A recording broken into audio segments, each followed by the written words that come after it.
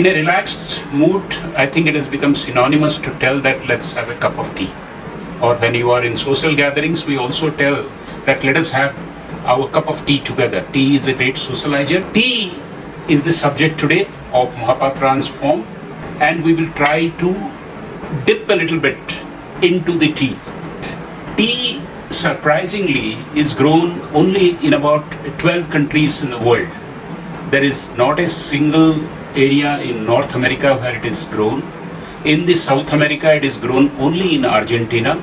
In the Middle East, it is grown only in Iran and Turkey. In India and Indian subcontinent area, it is grown only in India and Sri Lanka, which was known as Ceylon, and from that came the word Ceylon tea. In Africa, it is grown only in Kenya. And in the Far East, apart from China and Japan, where it is grown extensively, it is also grown in Taiwan, which is again today in China, and in Indonesia, Vietnam, and Thailand. So these are the few countries where tea is grown. Now, when we know that tea is grown in such small countries, but it is a global beverage, no country in the world is unknown to tea, or tea doesn't know any race which doesn't enjoy that particular cup. What are the varieties of tea? First famous tea is the English breakfast tea. English breakfast tea is a blend of three types of teas, typically taken from Africa, India, and Ceylon. And these black teas that are taken into English breakfast tea are chosen for their strong flavor. Why so? Because the English breakfast has a lot of material like the scones, cakes, and it must complement that. And being a black tea, it was grown wherever there was British colonies, and it was harvested for taste of the masters when they wanted something strong to kick in right in the morning. The second type of tea is again after some English kind of a tradition. It is known as the Earl Grey. And Earl Grey tea, it was initially thought that there was some Chinese merchant who wanted to please the Earl or the Englishman who he saved, and presented some greyish looking kind of a tea, and English people loved it, and from there they started cultivating that variety of tea, and it became quite famous. But there is nothing to do with either a Earl or Grey. It is essentially a black tea which is grown again in Ceylon and some parts of India and also in China. But it is a flavored tea. And with what it is flavored? It is flavored with a fruit flavor called bergamot. What is a bergamot? Bergamot looks like a small orange, and this is grown all over Europe as a raw material for manufacturing perfumes, and this is taken and used in small quantities in flavoring factories to create out of this collection a blend of teas that are slightly light bodied and made into bergamot tea, bergamot flavored tea, and which is known as the Earl Grey tea. The third variety which is quite famous is the masala chai. Masala chai again is black tea which is grown in the northern parts of India, either in Assam or in Darjeeling or in the foothills of Himalaya, and it is matured into a strong body and rolled into the decoction that is consumed by infusing into it a lot of flavor from the spices like cinnamon, cardamom, cloves, black pepper, which is consumed in Indian foods. And masala chai today, when I went to even faraway places like Eastern Europe, like Vienna and all, there also masala chai is a hot favorite, even in Scotland. So this infusion of essence leads us to jasmine tea. Jasmine tea takes advantage of the scientific research that tea absorbs the flavors very fast. So what is done is that some Chinese green tea and Chinese white tea is taken, and as they are maturing and drying, they are kept aside freshly plucked jasmine flowers.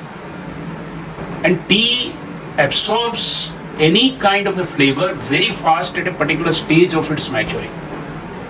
So when jasmine flowers are either kept on these maturing tea leaves or on the side of the tea leaves, then these jasmine flavor gets infused into the tea leaves, and they become very aromatic. In fact, jasmine tea constitutes one of the major exotic varieties of teas. And later on, either the jasmine flowers are taken off, or along with jasmine flowers. When I went to China, I found that even jasmine flower shaped tea leaves are also available. The next tea is called a flowering tea. Flowering tea is a Chinese art of taking white tea leaves and wrapping it around buds, flower buds, which are aromatic, in such a way that, once you put it in hot water, it blooms. So it is flowering or blooming tea, as is known, and many times these are again a high-end, highly social tea. The next type of tea is known as the afternoon tea. Afternoon tea, as compared to the famous English breakfast tea, is a blend which is chosen for its light aroma, for it to go well with the food that is light in nature, or the light bites that are taken during the afternoon get-togethers in English high society or European high society. Other important variety of tea is known as the Russian caravan tea. Teas that were taken along the trade routes from China to Russia, and on its many stopovers, it acquired the smell and flavor and the earthy tone of the fire, the animals that were accompanying the caravan. Russian nobles started taking it. It used to give a smoky tea, and it used to give a very strong bodied flavor.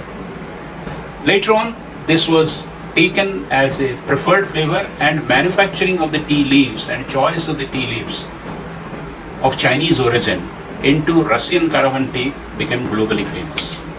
Orange peacock, or OP as is known, is a brand of tea which is manufactured by almost all tea manufacturers across the world. But it has nothing to do with orange, or it has nothing to do with peel. Somebody told me when I was a young traveler, you must try orange peacock because there are orange leaves blended into it. It is a process of tea leaves manufacturing, where tea leaves are rolled to one particular consistency and size, and it is a tea grade which is OP, which has now become quite famous as orange peacock tea. And these are again white teas. So the jasmine tea or the blooming tea are essentially white and green teas, but rest of it mostly black teas or light flavored teas. I must also tell you about tisanes. Tisanes or infusions. It could be anything. It could be a bark, it could be a fruit, it could be a flower, it could be a leaf. When you speak of a oolong tea, or when you speak of a orange tea, when you speak of a herbal tea, when you speak of a kawa tea, all these are nothing but the broad category which is known as tisane. Tisane are infusions which could be used for curing your body, which could be used also as an exotic tea-like substance which can be taken in boiling water. I think I'll leave you with two things. One is that how we brew the tea. Many of us has the confusion that tea is to be boiled, but the original word is tea is to be brewed, and tea is to be brewed with hot water. How to do it? As I have read, I am not a tea expert, but from my research for this particular episode, I must tell you that water must be boiled separately, 200 degrees Celsius, and if you take a kettle like this, in the kettle, first put a little bit of hot water so that the inside of the kettle is brought to a temperature which is equal to the boiling water that you are going to pour. Otherwise, they say that the tea leaves lose their aroma in heating the tea kettle. After that, you put the required amount of tea bags or the tea leaves and pour the water over it, taking care that it is properly covering. If anything is floating, then you cover it with more hot water, and then you put the lid and leave it till the temperature comes down to about 80 degrees. Now, depending on the tea grade, this could be between 3 minutes to 5 minutes. So, brewing time for very delicate teas like a jasmine tea could be 2.5 to 3.5 minutes, and for strong teas like English breakfast tea, or if you want more infusion, max it should go to 5 minutes. Now, which of the teas that we should mix milk with? The answer is only when there is a black tea or black tea combination. These can be taken with milk or without milk. But however, if it is a green tea or a white tea or a blooming tea or any other yellow, any other variety of tea, milk is a strict no-no, because it spoils its medicinal character, it also spoils its flavor. I hope I have been able to give you a little bit more knowledge about the cup that you always have cheered all your life. Thank you very much.